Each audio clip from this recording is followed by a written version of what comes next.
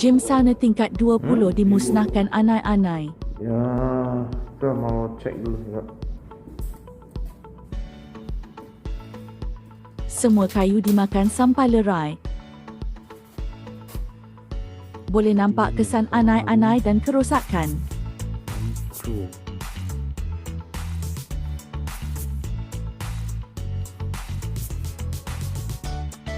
Dinding sauna sudah teruk dan rapuh.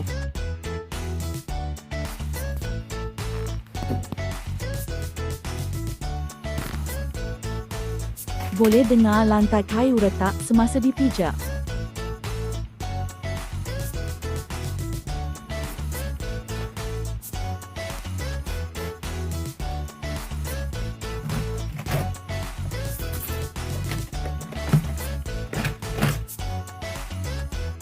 Anai-anai sangat aktif.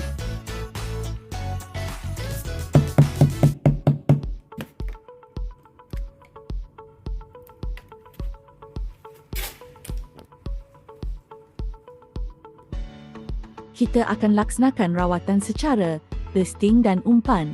Kita boleh kawal masalah anai-anai dalam 14 hari.